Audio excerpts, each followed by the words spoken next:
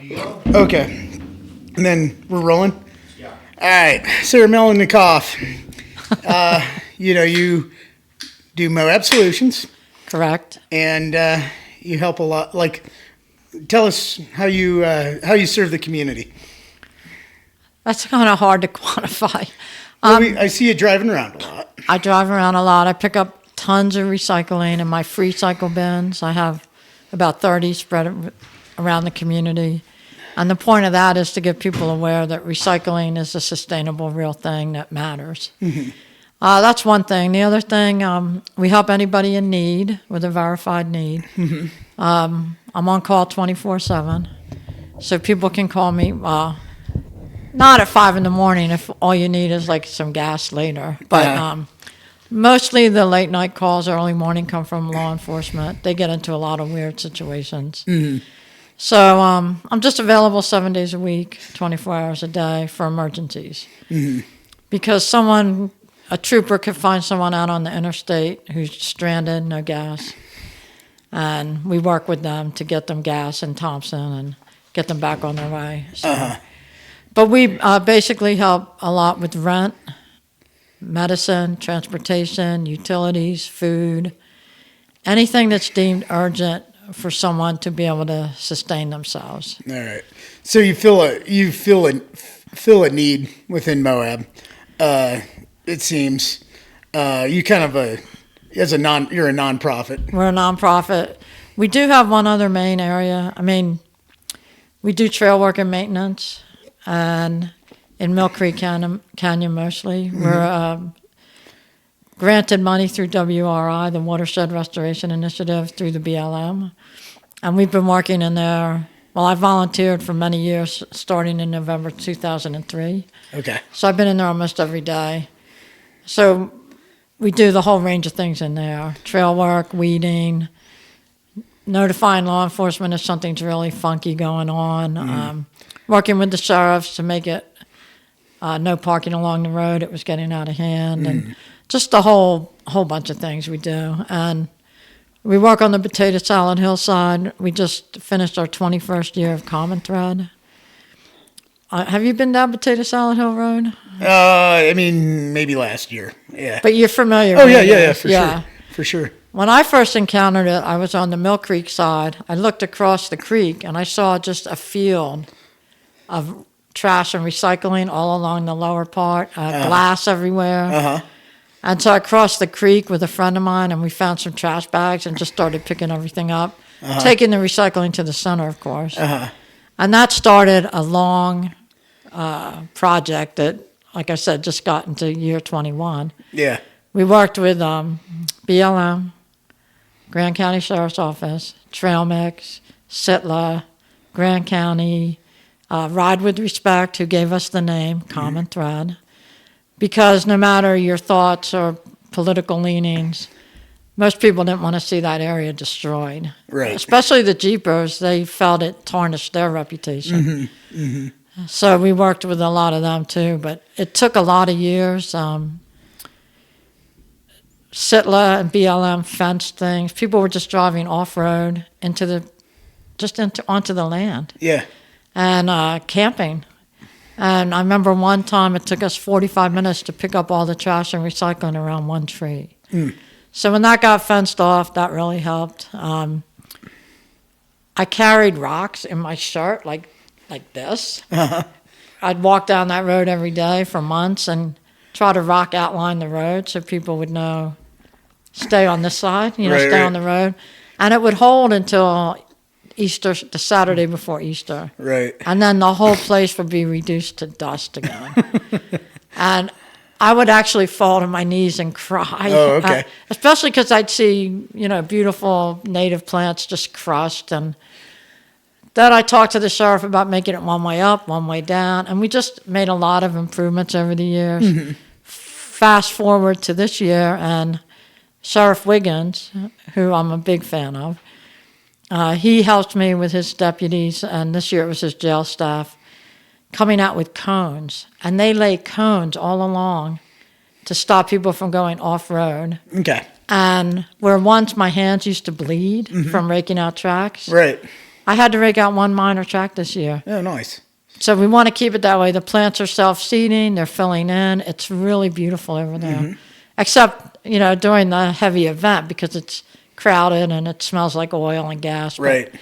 But the crowds have gotten thinner and it's more family-oriented now because I think there's other places people can go to be really wild. And so they're doing that. That's when I drive down that road and I see everything in its beautiful natural state, I just feel full of such gratitude for that project. Oh, good. I love that. Yeah. And it took a lot of work over 21 years. But, Yeah. And we have to keep on it so it doesn't fall apart. But Right. But I love that too. So, yeah, we do all manner of stuff around Mill Creek because that's a very fragile ecosystem. Yeah, and it gets a lot of, it's getting more. You've been here, you said 25 years? I moved here January of 2000. You moved here January 2000. Yeah. And how'd you find yourself getting into, you said you just started cleaning up and the ball started rolling and what? Or Well, I met David, my partner who's passed away, in Durango in 1994. Okay. And he had been doing cleanup since he was like 17, back east. And he took me along the banks of the Animas River, and we kept going back to that place and cleaning different things up. And so being in the same place over different time periods and watching nature up close, it reunited or created a link I didn't even realize I'd lost with the natural world. So I've been doing cleanups in increasing numbers since then until we came up with the idea, hey, if one person in 5 minutes can clean up this whole area, what would a whole bunch of people be able to do? So we kind of started Moab Solutions on that idea, and it was just a volunteer group in 2004.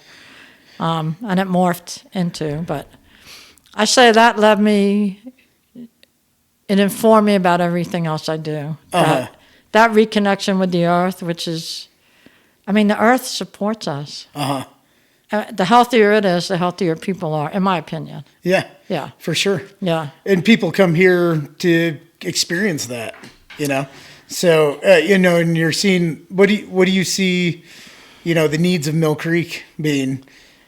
Well, it was never supposed to be advertised because it was so small. So I think in the 90s there was a Mill Creek partnership, and they actually got it closed down to the Jeeps going in. They used to drive to the waterfall. Oh, yeah, I've heard Katie Stevens say that when she first came to Moab, the first thing she saw was a guy changing their oil in the creek, and she was like, things have changed a lot, Things have changed a whole lot. Now, I did go down there once with a former jail commander, and when they were a child, they said they used to put, I don't know if I should say this on the air, in case someone gets the idea to try it, laundry suds, and so the water would suds up. And, from the left hand all the way down to the power down.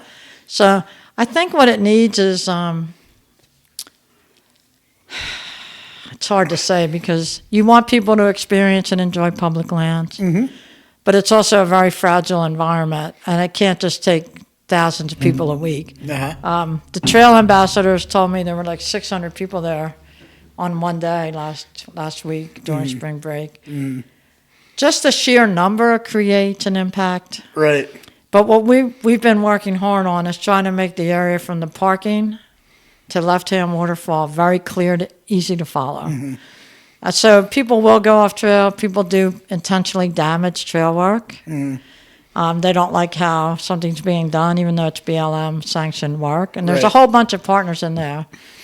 Moab Solutions works in there, Terra Sophia with Jeff Adams, the Weed Department, the American Conservation Corps. No, ACE. I don't have that acronym right. Yeah. The Youth Corps. And I forget what the AC stands for. But anyway, there's a lot of different partners in there working. We work under Anne-Marie Aubry's. She's the hydrologist, and we do what they need to have us do. Right. That came out weird. Oh, yeah. She helps direct the work, and we talk to her about it, and she goes out and we walk together in the canyon and look at things. There's a lot of weeds, but it's a gorgeous place. I've spent almost every day in some section since 2003. Cool. Yeah. So I feel wedded to it. Right. So And that way, that's actually where my partner passed away. in Mill Creek. What happened? He had had a major cardiac arrest in August of that year.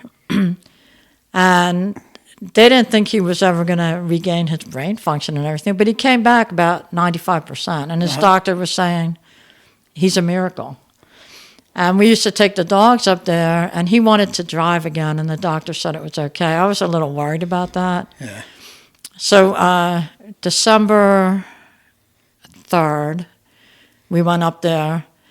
I decided to walk down the road when we were done with the dogs to get a little extra walk in, and he was going to drive down and meet us at the bottom. And I'm halfway down the road, and I hear this horrendous sound. And I turn around, and the car is coming at me like at 45 miles an hour. And I went, something must have happened to the car. That's going to scare David. He might have a heart attack. Well, he'd had a heart attack. And I think when that happens to them and they slump over, their foot is on the gas. So he was headed right to the creek side steep embankment. And we had worked with the sheriffs to make it no parking on that side. So there was a no parking sign. The car ran over that sign, and it made it veer back, and it went off the road on the other side. So instead of it falling down a steep, rocky place, and I was freaking out. I was running, screaming. I was in total shock. I didn't know what to do, and I couldn't get my phone to work. And finally I did, and the EMS came, and they pounded on him for like 40 minutes. And they got his heart going. Which was not really correct. Anyway, I went through the whole thing again. He got life flighted, and I went over there, and they tried to put him in the cold coma, and that preserves your brain function. And he wasn't there anymore. So I talked to the nurses. I consulted with my sisters. Some of them are medical professionals, and I had to decide to pull the plug on him.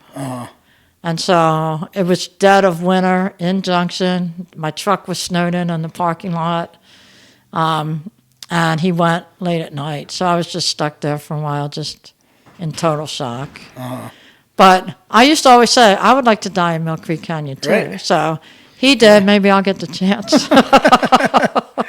Well, it's funny you've said to me before the crazy stuff that happens in Mill Creek. Babies have been born there. Yes. It's kind of a happening place in a lot of ways. I told you about the baby that I found on the woman had just given birth on the beach. So there was a woman that used to live here, and she wanted to have her baby in left hand, she said. When she told me that, I went, oh, that's a far away from the lot in case there's some emergency.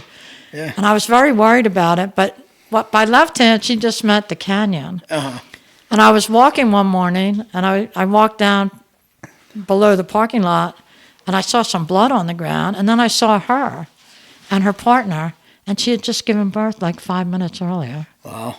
And it was amazing. Yeah. You know, she was close to the lot in case there was an issue.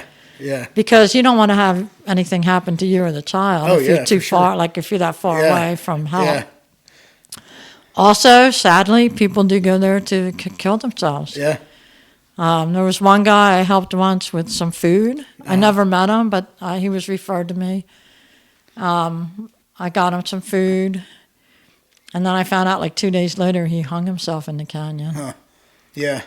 And I mean, it's definitely I go back there and I see petroglyphs and stuff, and it's like a place with an old human history. Very much. Too. Yeah. I just try to imagine, hunter gatherers, what it was like. I mean, wherever I go, I'm always thinking that. There's petroglyphs back there that are like carved out, old, not anything. Yes. And there's stories there. And you're seeing, small human lifespan. Right. Current stories of it, so. Yeah, I always say like our lifetime is like a blink of our eye is too long. Yeah. To capture it in relation to time. Yeah. But definitely a special place, and a lot of people, they find their connection. To it. I mean, and some people actually plan to come to beautiful places to kill themselves because they want to be looking at something amazing. I don't understand that, but it happens. Yeah. Yeah. Yeah, it's part of life, I guess. But for 6 months, I walked by some petroglyphs that are right in the front. Uh-huh. Do you know along that rocky wall when you first walk in? Like by the parking lot? You go past the metal bar that says no bikes past this point. Uh-huh. And then about 3/4 of the way, you turn around and there's 2 panels right there. Oh, no way. Huh. I walked by them for months, and then someone pointed it out to me, a local. I was like, wow. Yeah. Yeah. Yeah. It's a gorgeous place. People are drawn to gorgeous places, but we're also products of advertising, and we're products of a modern computerized world. Right. So I used to spend hours in there every day alone with just my dogs. Mm-hmm. And it sounds really corny, but I've already said it publicly. One time I actually felt and heard the heartbeat of the earth. That only happened once. It never happened again, and it was real. And I kind of wish it would happen again because it was very amazing. Yeah. And I think maybe that's a legacy of the Native people, because I believe most Natives believe every part of the earth is sacred. And if you're living in what you think is a sacred place, you're going to feel Right. the energy of the rocks and the sky and the trees and the insects. And Right. so in that way, that's if I don't walk there every day, I start to get crabby. Because I like to... Humans are mostly in artificially made environments. Yeah. Streets, houses, stores, etc. Consciousness. Yeah, no, it's our own, manufactured reality. We construct it, absolutely. Right. So I just find it interesting, the juxtaposition of we go there, like tourism, I feel like an enjoyment is this high level thing. You have to have a lot of needs met to enjoy that. And then on the other hand, you have this thing where you're meeting people who have very basic needs. So it's an interesting juxtaposition where, you're mitigating people that have extra time and money to go drive to Moab and stay in increasingly expensive hotels and hotels. I was in there the other day. The older I get, the wiser I notice children are. And babies are super wise. They just can't talk to us in English. But I was there the other day, and there were 2 little girls. They were cousins. She made sure to tell me, we're not sisters, we're cousins. One was 6 and one was 7. So I said, oh, that's a thing, 6, 7. Did you ever hear about that? Yeah. That's a huge thing. Yeah. So they went, oh, yeah, we know. And they were pulling up the foxtails, the weeds that I need to. And she said, I'm making a bouquet. And I said, you can pick up as many of those as you want. If you can get them by the root, that would be nice. She said, Mom, she said, she works here sometimes. She said, we can pick these. And I was talking to her. I was talking to another young child. And I was touting, I said, do you ever listen to the silence? And the little girl, it was a different little girl. She was about 7 or 8. She said, yes, you hear the water and the birds. And I thought, that's what we need to be imparting, not how high a place can you jump off of in a parachute and make a loud noise. I'm sure that's fun and everything, but... One time, side note, I was walking along the right-hand thing. Oh, I love that. Oh, and I had taken some mushrooms, and I heard this. I mean, it was Bluebird Day. I heard this thunder above me, and I was like, yes, Lord. And it was a base jumper that just deployed their parachute, and that sound just reverberated down the camera or a canyon. And I was just like, oh, that's really funny that happened. It sounds like a rock slide. Oh, yeah. And it is really scary. Yeah. And I think the wildlife is really impacted by our behavior. Yeah, for sure. And that's a big corridor, for that's wildlife. A huge wildlife corridor. Yeah, for sure. We're the wildlife now. Yeah. I mean, humans are the ultimate conundrum because look at the beautiful things you do. You made that beautiful door. I mean, you made it. Yeah. We're capable of helping each other. We're capable of letting someone try to explore their own potential and do all kinds of amazing stuff.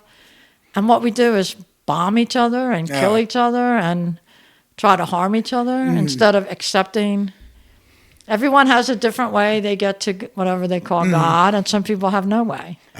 Live and let live. I mean, so it's, we can always be moving forward, but we're the most destructive species on the planet, and we're also can be the most exquisitely beautiful species. So it's like this. I'm hoping it keeps balancing towards the exquisitely beautiful. Yeah. That's my hope. Yeah. So, so that's beautiful stuff there. But I can't imagine how it would feel to be on mushrooms and hear that sound. I just thought it was a cosmic joke. I was The end of the world as we know it. No, I just was like, this is it. I'm going to see a vision, and it was just, just a base jumper. That was like 20 years ago. Anyways, it was funny. And, I've just definitely seen the difference with the impact of humans and mitigating, as we get more and more visitors. It seems like we've kind of hit this bump. Now I feel like a lot of people think we're full.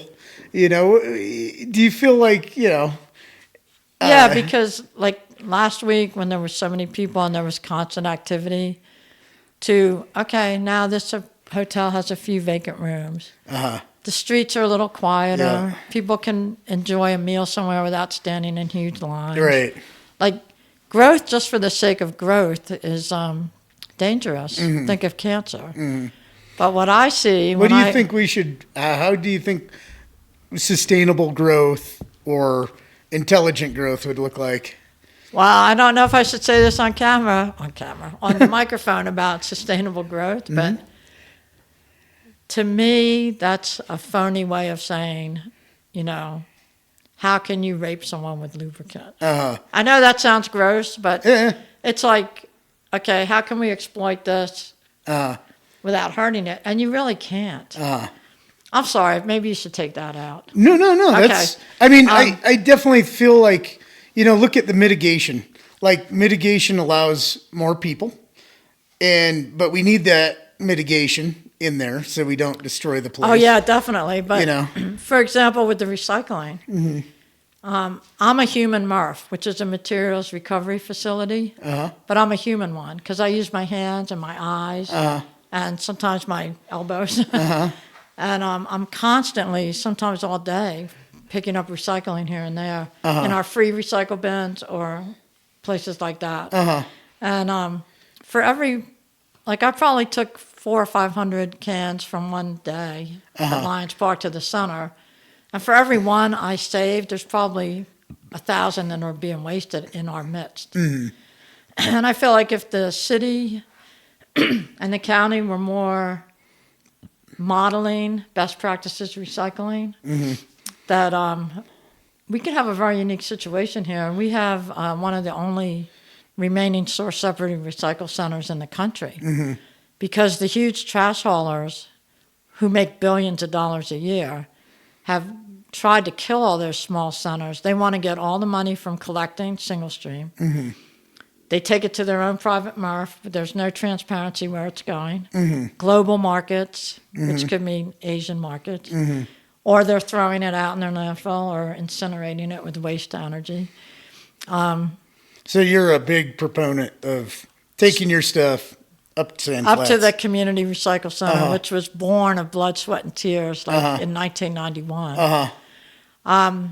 At one time, and I'm sure Oscar knows this, his dad worked with Green Solutions. That's something that we have an MOU with the Solid Waste District, and I have someone working with me who ran a major recycle center in Grand Junction. They had 5,000 curbside customers, and they collected multi-stream. So you might put all your plastics together, all your metals together, all your fibers, and then they would sort it at their center, bale it by type, and ship it direct to the end market. Okay. And the woman working for me has visited all the end markets. She sees how they process the material. She's got a huge network of people all throughout the country that she's met over the 20 years she's been in the industry. And so we're working together to try to take it to the next step here. Okay. So if Moab could take it seriously, that it does matter where the recycling goes and what happens to it, it can make a big change. Yeah. What's the problem you see with like the multi-stream, just The single stream. a single stream? Yeah. So you're throwing everything together in one bin. Uh-huh. Now, let's say you accidentally throw glass in, or there's liquids in it, stuff. Then the truck comes and compacts it. The glass shatters all over everything. The liquids contaminate the fibers. By the time the whole route is picked up and it's dumped on the floor of the transfer station here, then when they get a full load, they truck it 4 hours up to Salt Lake. And then someone tries to pull all those things apart with these multi-million-dollar and maybe humans on duty, sometimes 24 hours a day, trying to unbake a cake. Like imagine making a cake and then, how do I get the egg out of this? Right. So it just makes the material dirtier. Also, you have to pay to dump it there, like it's trash. And the waste haulers don't care because they own the landfills. They can sell all the metals they can get out of it and valuable things. They can sell it for waste to energy. And so it does really matter where it goes. At our center, it's transparent. You can find out where everything's been shipped to. Okay. And they're working on getting everything shipped direct to vendors. But to do that, you have to have a volume, a full truckload. So what my employee, Kim, has been doing is what's called a hub and spoke model. Okay. So what we've done, we first worked with Green River. They enthusiastically embraced the idea of working with us and the solid waste district to install a mini recycle station in their transfer station. We worked with them to do a survey, and a lot of people answered the survey, and everyone liked the idea, but one guy, he said, well, they just throw it out. But it's good to know what people think so you can address that issue because it's not true in this case. Right. What I think, I'm like, okay, I pay for my recycling. I'm doing my duty. It's out of my hair. Exactly. And it's a feel-good thing. And if it were done properly, Do we just need to pay more? Does there need, it's free to recycle at the community recycle center. Yeah, it's free. Right. If people are listening and if they like having single stream, it is easy. If they just want to take their newspapers or fibers up there, the glass doesn't go in single stream. You can drop it at the center. Aluminum, it's got a good price. So if you want to take aluminum, glass, and fibers, and newspapers, it's a fun place. I mean, I've met so many people up there, and you see all the old-time people. Yeah. You see all the visitors. So Right. I noticed over time the Canadians would pull in. And usually when I see someone with an out-of-state or out-of-country plate, I say, if you need any help knowing where something goes, because recycling is not uniform in the U.S., just let me know. Well, the Canadians always did it really well. So one day I said to one of them, how come you Canadians recycle so well? And the guy said, we learn from preschool all the way through university. And I said, here we teach people how to waste. Yeah, right. I I just see it as you people are busy. It's the lowest common denominator, time's money. And, I guess I'm guilty of it. It's just okay. Yeah. I pay for it. I do my, I pay. Yeah. I get it. It just seems that there's this tension between, we got 2 minutes before we have to reload the camera. It just seems there's this tension here between, mitigation isn't taxed appropriately, right? It's what we're talking about is the price of tourism, right? On Mill Creek, it's impacts, and it's great. Huge. You should see how much we spend on mitigation in there. Right. And there's these costs that are borne by us that we have to pay, and people like you, are mitigating those things. Let's hit the camera. We're back. Okay. So if you could pay the same amount you're paying now, but someone would pick your stuff up in a little blue box or in is that available? Or two, not yet. Oh, but okay. We're working on that. Yeah. Or 2 containers that they gave you. You could put your paper in one and everything else in another, and they would sort it up there. Would you do that?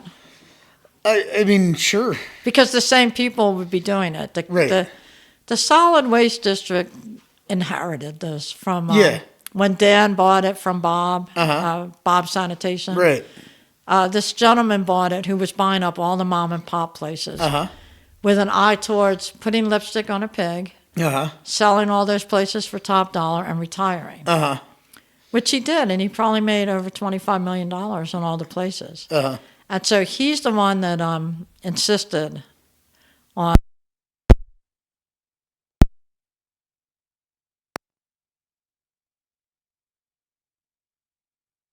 recycling mandatory in city limits. So everyone would have to pay for it. Yeah. That would have killed our center. Okay. They wouldn't have enough material to process. I fought that with every ounce of my energy. I kind of remember that going on. And just barely, it did not pass. It created some ill will, which wasn't intentional on my part, but most people, like, I don't know anything about plumbing. It's a complex... Me neither. It's a very tricky, complex thing, and you also have to have intuition and a deep knowledge. Right. And you have to be a problem solver, and you have to be aware, like, oh, you just flush the toilet and it works. No, you know all the things that are happening. Most people don't know that. Like, I don't know it. Well, in the plumbing world, like, I could plumb a house. I mean, there's some interesting houses around that are like... Really? I mean, we have legal houses that are using, flushing all their toilets and washing their laundry with rainwater. Now, that decreases your water usage by 30%. And it's legal to do, and you could do it. And it's just like, okay, until it's mandated, people aren't going to do it. They want to, and it wouldn't necessarily be hard, but the average person is like, they want to press the button and it goes away, Right. And so, and you can't blame people because they're living complicated lives. They're in lives of convenience. And so it's just like, that choice of government, where you apply force and where you don't, But also people, when they say they're super busy and complex, how much time, like, I know I work 7 days a week. I haven't really had a day off for over 8 years, so I'm going to go away soon. I still have plenty of time to be lazy once in a while. And I'm not being lazy, but if we design our system so that people understand how beneficial it is. So what I was going to say is people don't understand recycling just like people don't understand plumbing. Right. And so if they understood the value of using the rainwater. Or they understood... Well, that's where I'm getting at. It's like, when do you get forced to do that? Like, I think force is usually a negative thing. Like, but here's an example. Like, if I was forced to, like, okay, you're going to pay for recycling. Like, matter if you use it or not. Well, okay. I got a bin. I'll throw the paper in there in aluminum cans. I'm forced, right? Like, okay, I'm paying for it. It's kind of like my bonus dumpster, right? It's like, well, I'd have to buy two trash cans, but this one is kind of like trash can and a half. Right. And that's why I'm just saying, like, I'm like, well, it kind of, okay, I have to pay for it. Might as well use it, kind of thing. And that's what I'm saying, like, with plumbing, I come across this with planning and zoning, like being like, okay, we're looking at things like, oh, you're mandatory any new subdivision gets connected to secondary water source. Yes. That I agree with 100%. And it's just like, it's going to cost more. But, like, for example, the houses that But we're going to have a planet that's functioning now. Yeah, and I, there's like I call it state capacity when government flexes its muscle, and it has its place. Americans, I think, are resistant to it, but we're resistant to everything. Everything, right? Yeah, just to be resistant, right? And we have this thing where it's like, it's cheap. Trash is cheap. My sister lives in England, and I was. They don't have any land over there. It's crazy how expensive landfills are. Like, I just go to a landfill here. I'll have a toilet or something. Few bucks. They free. They don't even charge me. I'll be like, I'm dumping a toilet. Yeah, just go over there, dump it. It'd be like $5 or whatever. Don't listen to that staff at CSWA. At a certain point, it's like, whatever. Right. I think, but that's the key thing that we're both talking about. Yeah. If we only live on the surface of the world and don't look deeper, right, then we'll be content to live a life like that. But if people, ever since I was young, I used to love to talk to people, like especially older people. what did you do in your life? How did you do it? Like, Yeah. very interested in, Yeah. in that kind of thing. And how does something work? I mean, it's too easy to just live on this one level and you don't Right. go beyond. Like, how did things get... Like 140 million aluminum cans are wasted every day in the USA. Right. Wasted. Right. Not the ones that are recycled. Yeah. That has a global impact when Yeah. you have to replace them. Right. Aluminum is super energy intensive. And people are forced off their land, native Right. people, to make new hydroelectric power plants. Uh-huh. And that can be back on the shelf in like 90 days. Right. If it's used for making new aluminum cans. But aluminum, glass, and steel, tin cans, they can be recycled for infinity. Right. They never lose Right. their ability. Not like plastics. It degrades Plastics one. are, well, they're all infiltrating our minds, our bodies, our the plastic people. embryos have Right. them in it. Right. Yeah, Yeah. it's going to have a major impact. Yeah. Yeah. No. Yeah. The in the water world, it's about PFASs and stuff being in our water. Everywhere. Yeah. So so you get a lot of talking about government and stuff. You get a lot of local support. What do you? I guess I kind of want to ask you about where do you see like the people's needs here as well? Because I talk about the hierarchy of needs. I think we've talked about this, and it's like people can't recycle if they don't have a place to live, right? And so, Well, actually, most of the homeless do recycle. oh, that's funny, interesting. Because they're we have a job training program Oh, do through ya? a grant, Uh-huh. and we're teaching some of them how to recycle, Uh-huh. and they're really digging it. Okay. And they save their recycling for us, Okay. and we take it for them. Right. But it's funny to me sometimes more of the homeless recycle than people in houses. Oh, interesting. But that's because, we do work very closely with the homeless population. We know all the people that are local homeless. Uh-huh. Transients start coming through in the warmer weather, but, some people waste, but if they want to, they will, and if they think they're going to have a little cash incentive, they will do it. Right, right. So, but I know what you're talking about. But I think what people need here is for everything to slow down a minute. Uh-huh. Things are so inflated because if you look at Transparent Utah, at the salaries of some people, Uh-huh. I know one person I looked at, just their benefits are more than 3 times my yearly salary. Uh-huh. Just the benefits. Uh-huh. And so I think, unfortunately, the city is, I kind of take an analogy, it's like an addiction. They're addicted to the money coming in like out of a fire hydrant. Right. And so they have to pay people a lot more because it's more expensive to live here. And then it becomes a vicious cycle. Uh-huh. And so what I've noticed, because I'm out on the street all the time, I'm in the parks, I'm all around, and I know a lot of the street people that work on the street. There's not enough people on the street, and there's a lot of people in the admin part of government. Say more about, I guess I don't quite you're saying there's not enough street people, like homeless people? No. People that work for the city of Moab, doing stuff on the street level. Right. I don't think there's enough people in those positions. But there's a lot of people in these Administration. $200,000, $300,000. Yeah. And well, professional wages, I mean, you gotta be competitive, right?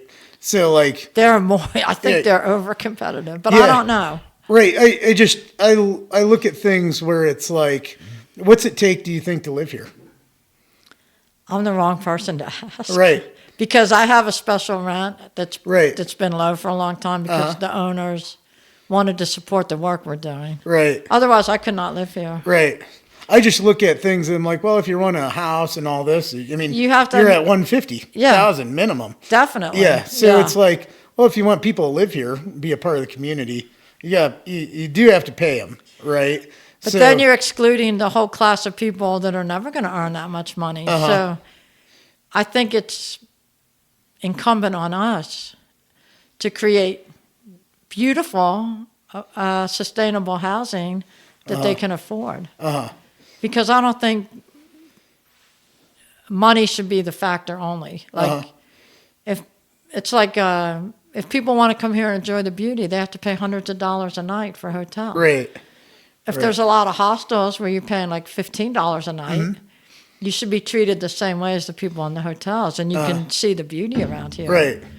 But I think with housing, and I don't know if the wages are going up here lately. Do you know that? Oh, you just said the city ones are. So. No, I mean like the workers in the hotels, the maids, the restaurant people, the bartenders. Are those wages going up? Do you know? Well, I feel like, recently I joined the owner class side of things, but I feel like I got a good pulse on it. I still live with roommates and stuff. I feel like my own thing, when I came to Moab, rent was, you could get a place for $250. Yeah. But, seasonal work, and you might be making $12 an hour. Right. Right. It seems like that wage has gone up, but it hasn't kept up with the price of housing. Exactly. So that's kind of where, it's tricky. It has it trickled down enough? No. No. Well, that's why, So you see people. I always wondered about kind of like, I was homeless here, but homeless in Moab can be a funny thing. It's like depending on the season. Right. The temperature. It was kind of fun actually for a while, for a bit. Come indoors for the winter. Right. But I know some of the longer term people that live here. I always like, it seems to be such a thing facing the United States. Like, you can go watch videos of LA where it's just miles of stuff. And I'm kind of surprised we don't see more of that here, because we do have an agreeable climate. Like, is it because we're offering services? Are we telling people to move on? What's going on? What's the skinny on that? You're close to the pulse on that. Well, back in the day, early on, places were really cheap to rent. Yeah. So we actually, when David was alive, we started the Quiet Lawn Care Company just for the homeless to work, and they would earn money. They were in big demand. They did all hand weeding. And then they could afford to rent a $250 a month trailer. Right. Like a few of them would live in it. Do you feel like that model isn't viable? All the trailer courts are gone almost. Most of them. Okay. You don't think like just that model where you're hiring homeless could work. people to work? That's why the training program we got granted money for. Okay. It started. This is the first year we got the money, so it's a smaller amount. Next year we're going to get a little more, and if it's successful, we'll keep doing it. Yeah. Hopefully that will get people. One woman we're working with is doing amazingly well. And is being very responsible, always on time, working hard, working with the training really well. Right. And just called me right before I got here to say, is she still need to be where she's supposed to be tomorrow if it's raining? Right. That's very admirable. But for a while, people who were homeless, transient homeless coming through, everyone was getting handed a tent. And what was happening was, I've cleaned up some homeless camps. I've done about 50 in my career. One of them was so bad, the city had to took 3 dump trucks load. It was on some private land right off the parkway. And it was, what starts to happen if you have a lot of people camping illegally in city limits, which you're not allowed to do. There'll be domestic violence. There'll be a lot of drug use, human waste, a huge amount of trash. Like homeless people have more trash than anyone I've ever seen. Right. And that's what was happening. And so now what I try to do if someone's contacts me, we can help people for a few days, putting them up here or there. Harder in this season when it's very expensive. Right. But they need to have a plan of what they're going to do, or we're happy to help send them somewhere. So one of our major expenses is transportation. Where are you sending people? Well, if they want to go home, or if they have a place they can go where there's a friend who will help them. Okay. Or their parents will help them, Okay. Or if they want to go to a bigger city where there might be a shelter available. Right. Because we don't have one here. So we kind of export a lot of our homeless problems, you think? Well, we try to help them solve whatever the issues are. And we especially... And what do you think what do you see those issues being? So the main thing I learned, because I learned everything I knew from the homeless themselves right, when I started working in 2008 with them, was they all had a different reason how they arrived to be homeless on the Parkway. They all had different challenges and barriers, but almost all of them had substance use disorder. And that was like a self-medication for internal pain or mental health barriers. Okay. And so we tried really hard to address those issues. And we did that project. So that's the common thread that you find. And I often think about, we've seen kind of an explosion in homeless all across the world and the country. World. And I often wonder I wonder what that is, what do you think causes that? People that kind of are close to the margins, what tips them off into the margins, it's like bad childhood or you just can't afford life or intergenerational poverty. Yeah. But the other thing is, when I was a kid, shoes were all made up in New England. Okay. People had jobs doing things, and they could afford to have one person work and buy a house.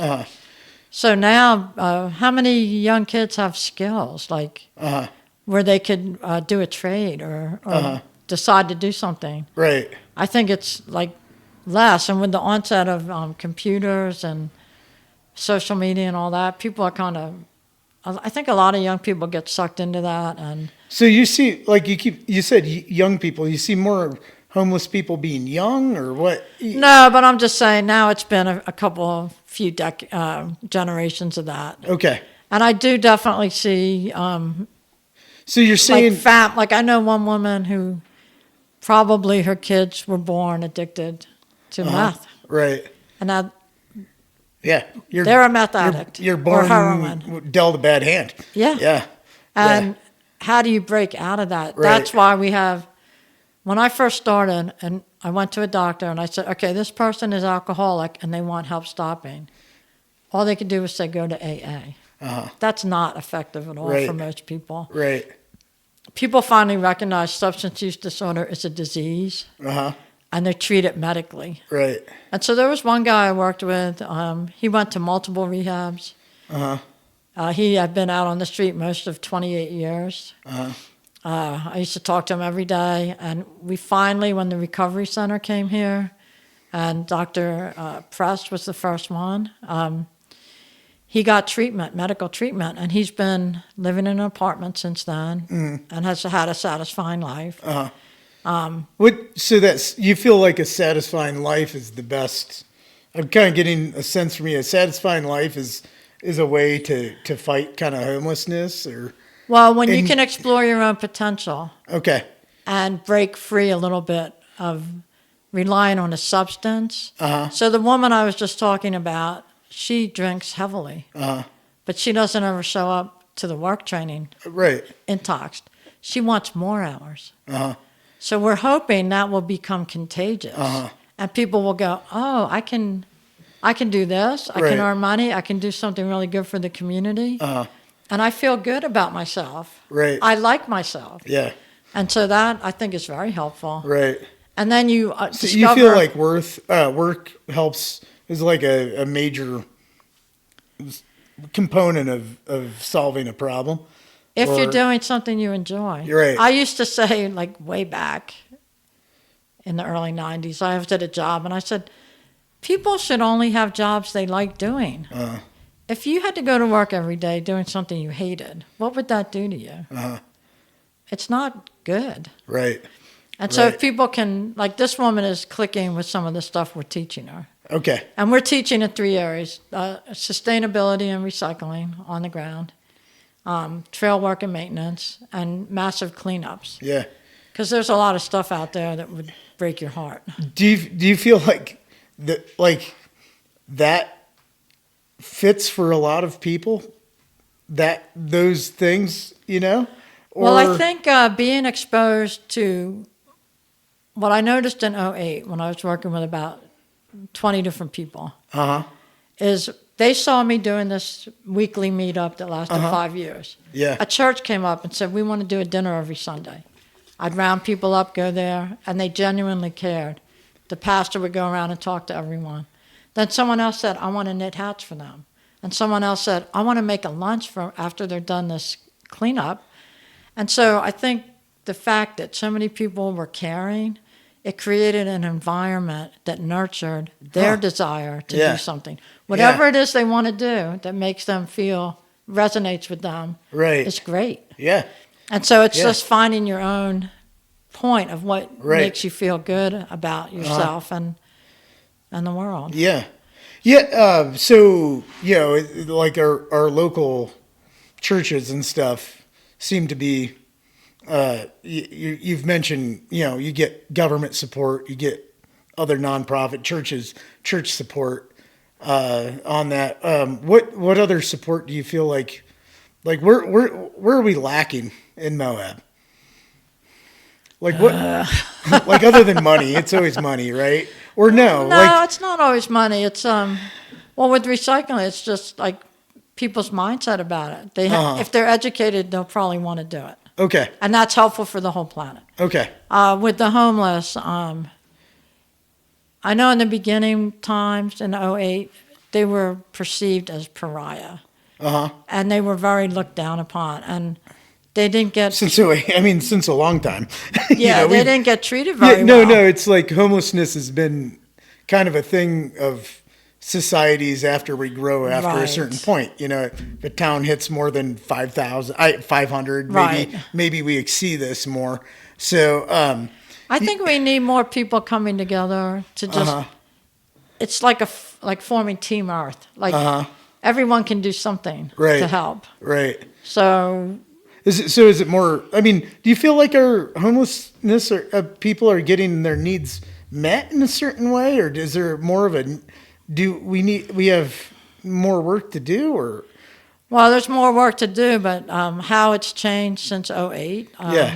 The free health clinic. So we're a sub-awardee of a grant through them that pays for my outreach person 20 hours a week. Okay. So we're out patrolling, looking for camps, trying to encourage people to come into the free health clinic, come to the free lunch at the church where the free health clinic's there with the nurse.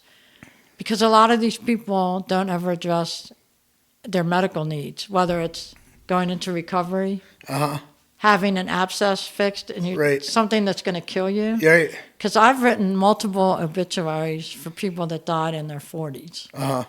And the homeless, vulnerable population tends to die earlier. Right. With treatable issues. Right. So they run dental clinics. They have psychiatric help. But there's a whole network now. The Recovery Center offers a lot of things to people. You could walk in there and just get acupuncture and relax yourself if you need it. But there's so many more places now, and so we knit together responses.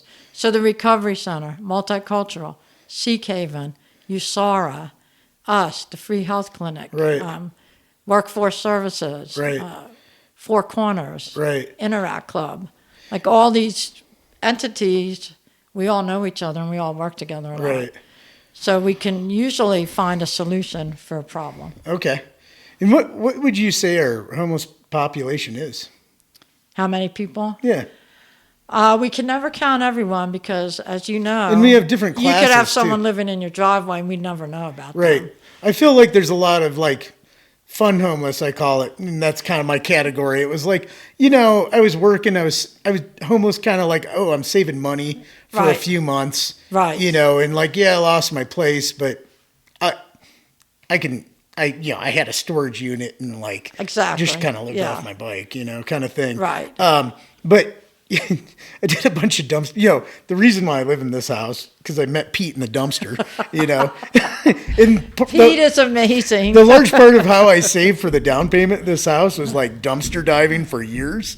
It was that's amazing. Me and my roommates were all right, we haven't gone to the grocery store in 3 months. I finally went to buy ketchup, That's how Pete was. He was spending 80 cents a month on food. I know, yeah. And that's a major way of how I paid for things, which good for me, but bad for, what's that message for society? You kind of, you can't have a job to afford a place kind of thing. And so I met interesting people at the dumpster. I wonder, because, I was in Grand Junction. I was like, wow, there's homeless. There's a here, lot there. And I don't see that here.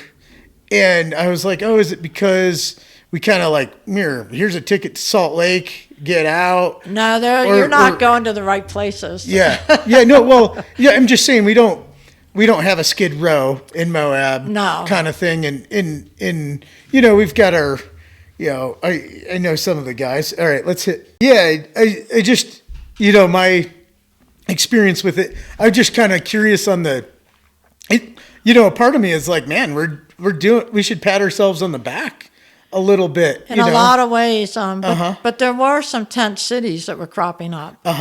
And that actually became such a bad problem. One guy was assaulting people. Yeah. Yeah. It just became a problem because they had other issues. Right. So we tried to deal with them. Right. But we don't have a Skid Row like they have in LA. Right. But there are people all over the place. I know someone who lives under a bridge. Right. Right near, you probably drive over it every right. day. Yeah. That's just where they sleep. Yeah. And we kind of have our famous guy, Larry passed away, Scary Larry. Did you see the thing I wrote about him? No. You wrote an obituary for him? I actually wrote, I went to the paper after he died because I don't know if you remember last winter, it was frigid. Yeah. And I knew Larry had been in the ER, and the ER called me. We worked with the ER. The hospital also, a big mention to them. They're doing a lot.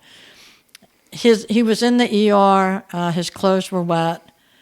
I went to our storage. I got a bunch of socks and stuff and took it to the ER. And he was discharged a couple of days later. And then I was kind of thinking about him, and I'm like, I think something's wrong. I need to check his camp. Mm-hmm. And it didn't raise to the level of supreme consciousness, so I didn't do it. Well, then I get a text from the assistant police chief one Friday night, and he goes, Larry was found dead in his tent. And I'm like, oh, my God, do you need me to come over there? And he said, no, they were on the scene doing stuff. And at the same, I'm thinking in my heart that almost the same time, Lee Griffith passed away. Mm-hmm. Do you know who she was? Mm-hmm. Yeah. And she was a big supporter. She cared about the homeless very much. She was always calling me, what can I do? What can I do? Right. And I just went to Doug at the TI, and I said, this would be a great story. Yeah. Here, these two people from different planets died probably within minutes of each other. She was in a warm church being remembered by her family. And Larry was frozen. He didn't die of exposure, but I think he was very weak at the end. Interesting. But he was found. I had funny moments. I gave Larry a ride from Cortez here. I talked with. He had moments of lucidity. He could be very nice. Yeah. And I sold him a $2,000 bike once. He just paid for cash, and I was like, should I be doing this? Is this? That's what he wanted, and he had the money. He got the max.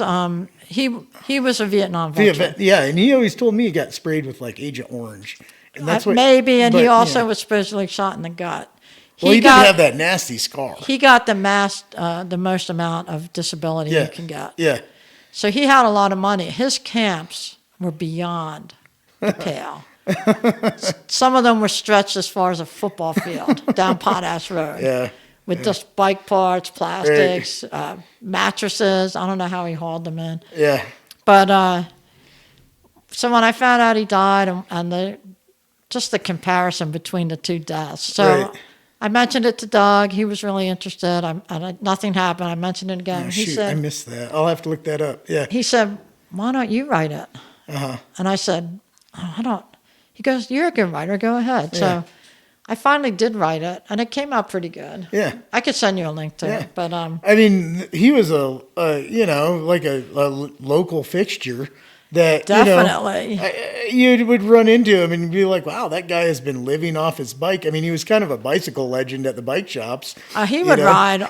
Yeah. We would give him a bag of tools, and he would ride these like Walmart bikes to like a long ways away, and he would maintain them, and yeah, he was just an interesting guy. If you ever saw one of his camps, you would like just not believe it. Pete actually went and helped us. So one of the police sergeants asked us if we could clean out his camp before other people tried to get into it and steal stuff. But, they couldn't find any of next of kin or anything like that. I think he died with some money in his wallet. That'll just go to the state eventually. But yeah. we're hoping someone shows up who knew him, who loved him. Yeah. But I didn't want him. A lot of people didn't know he passed because he would go out of town sometimes. So if you didn't see him for a while, you're like, you don't remember. Yeah. And after I wrote that and it came out, I got more people commenting on that than anything I've ever done. Yeah. Like, oh, I saw that and they knew Larry. Everyone knew him, like you said, and they all had stories. Yeah. Do you know Bruni Mason? No. She's a great longtime local. She picked him up hitchhiking coming back to Moab, and she was a little leery about it because he was kind of weird. They had the greatest talk the whole way. No, I agree. They had a great conversation. He was totally fine. Yeah. But then he thought Richard Nixon was still president. Oh, and so many he thought times people were following him. Right. And the snakes. Sometimes I did try to follow him to see where his camp was. Way to make somebody paranoid, a little more paranoid. But I would only follow him a couple blocks because he would veer off on his bike. Right. But yeah, sometimes people are paranoid for a good reason. Right. So, interesting. That's a good snapshot of, because we don't see what's going on. It's happening in our margins, and, homelessness happens on public spaces. Yeah. And also, like the vulnerable population that we help, the most we spend on is rent and lodging. And so a lot of people, if they lose one paycheck, they could be out on the street. So we're preventing a lot of homelessness by helping people stay in their places if they can be self-sustaining. Yeah. So you see a lot of people vulnerable to losing their housing. Oh, yes. Yeah. Yeah, because, there's that homeless adjacent. A lot of Americans live page. I have $1,000 in my bank account right now. And it's like, better keep healthy. Right. Exactly. Yeah, and so that's definitely a thing as well that we have need for. So you find a lot of your resources go towards that. A lot towards that and utilities and food. Yeah.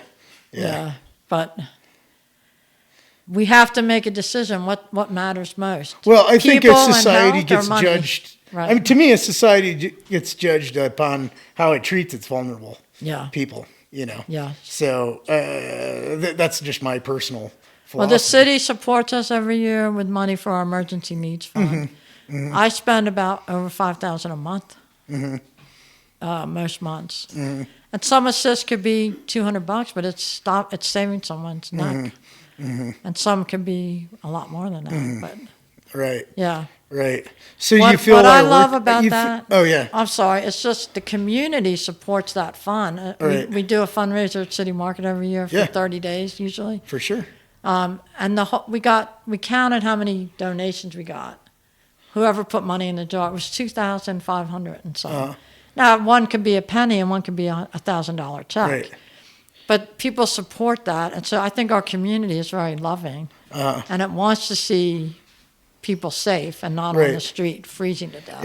And honestly, too, it's like I just, there's a practical part of me that just doesn't want to, have homelessness around.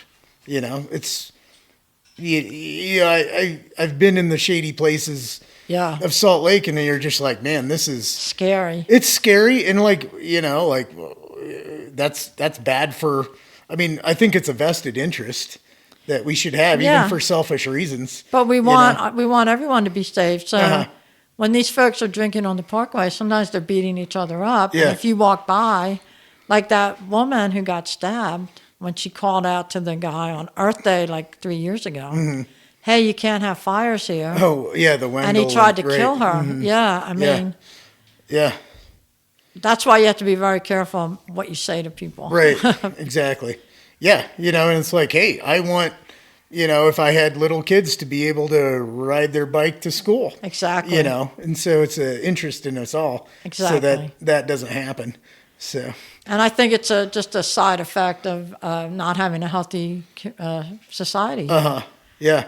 That our emphasis is more on how much wealth can I accumulate, Right. not how can we make sure everyone has equal opportunities and education. Cool. Yeah, for sure. So on that happy note. Yeah, well, people at Moab Solutions, people know how to donate to you, and it's been, a great conversation about that. So, well, thank you so much for inviting me. Yeah. I to appreciate see it. the people behind the people, making these, doing, you're doing the work for the community. So, yeah. Like Pete does when he rescues food everywhere. Right. So.